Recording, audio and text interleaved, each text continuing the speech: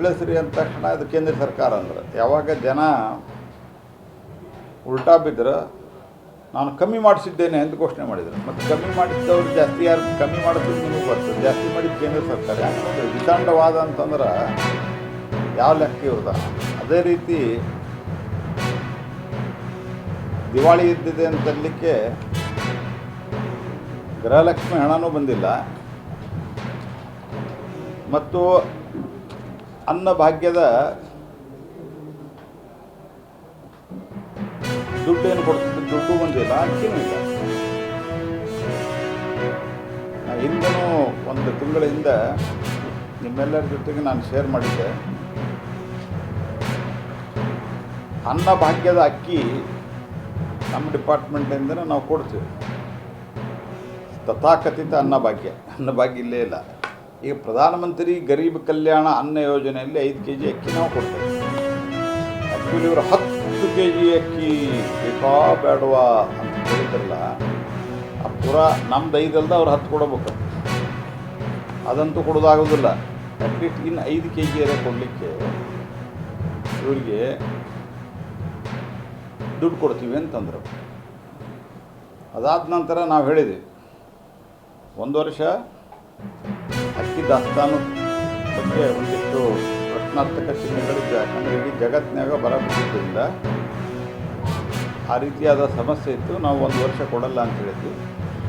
ಅದಾದ ನಂತರ ಯಾವಾಗ ದಾಸ್ತಾನು ಸುಧಾರಣೆ ಆಯಿತು, ಪ್ರೊಕ್ಯೂರ್ಮೆಂಟ್ ಜಾಸ್ತಿ ಆಯಿತು, ಬೆಳೆನೂ ಜಾಸ್ತಿ ಆಯಿತು, ನಾವು ತಕ್ಷಣ ಹೇಳಿದ್ವಿ.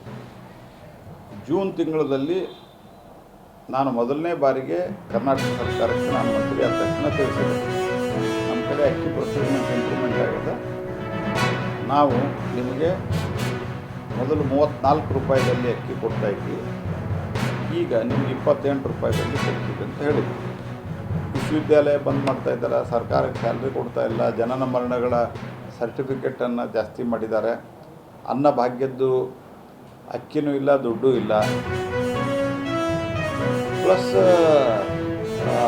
ಗೃಹಲಕ್ಷ್ಮಿ ದುಡ್ಡು ಇಲ್ಲಿದೆ. ಅಷ್ಟೇನಂದ್ರೆ ಅವರು ದಿವಾಳಿ ತೆಗೆದಾರೆ. ಸುಮ್ಮನೆ ಕೇಂದ್ರ ಎಲ್ಲ ಮೆಟ್ರೋದ್ಯಾಕ್ ಕೇಂದ್ರ ಫೆಸಿಲಿಟಿ ಇದ್ರು ತಿಳಿಸಿದ್ರೆ ಯಾಕಂಬಲ್ಲ ಹಂಗಾರೆ. ಕಾರಣ ಇದೆ. ಎರಡನೇ ವಿಷಯ ಏನಂತಂದ್ರೆ, ಇಷ್ಟೆಲ್ಲ ಹೇಳ್ತಾರೆ 52,009 ಕೋಟಿ ರೂಪಾಯಿಗಳನ್ನು ನಾವು ಗ್ಯಾರಂಟಿಗಳಿಗೆ ಹಣ ಇಟ್ಟಿದ್ದೀವಿ ಅಂತ ಹೇಳಿ ಅನೇಕ ಬಾರಿ ಮುಖ್ಯಮಂತ್ರಿಗಳು ಹೇಳಿದ್ದಾರೆ. ಅದು ನಿಜ ಕೂಡ. ಬಡ್ಜೆಟ್ನಲ್ಲಿ ಅದು ಇಟ್ಟಿದ್ದು ನಿಜ. ಆದರೆ 52,009 ಕೋಟಿ ನಿಮಗೆ ಗ್ಯಾರಂಟಿಗಳಿಗೆ ಸಾಕು ಅನ್ನೋದಾದರೆ ಪ್ರತಿ ತಿಂಗಳು ಅವರ ನಿಗದಿತ ಸಮಯಕ್ಕೆ ಅವರಿಗೆ ತಲುಪಬೇಕಾಗಿತ್ತು.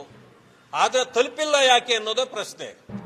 ತಲುಪ್ತಾ ಇಲ್ಲ ಅಂದಮೇಲೆ ಈ ಹಣ ಎಲ್ಲಿ ಹೋಗ್ತಾ ಇದೆ, ಯಾರು ನುಂಗ್ತಾ ಇದ್ದಾರೆ ಅನ್ನೋದಕ್ಕೆ ಸರ್ಕಾರ ಉತ್ತರ ಕೊಡಬೇಕು. ಮೂರನೇ ವಿಷಯ ಏನಂತಂದ್ರೆ, ದಲಿತರ ಹಣ 25,000 ಕೋಟಿಯನ್ನು ನುಂಗಿದ್ದೀರಿ, 52,000 ಕೋಟಿಯನ್ನು ಕೂಡ ಬಡ್ಜೆಟ್ನಲ್ಲಿ ಇಟ್ಟಿದ್ದೀರಿ.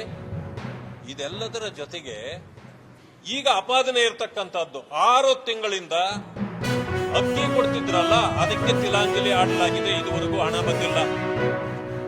2,000 ರೂಪಾಯಿ ತಿಂಗಳಿಗೆ ಕೊಡ್ತಿದ್ದು ಮನೆ ಒಡತಿಗೆ, ಅದು ಬರ್ತಾ ಇಲ್ಲ. ಯುವ ನಿಧಿ ಅನ್ನೋದು ಅದು ಮರೀಚಿಕೆ ಆಗಿದೆ, ಅದು ಯಾರಿಗೂ ಸಿಗ್ತಾ ಇಲ್ಲ.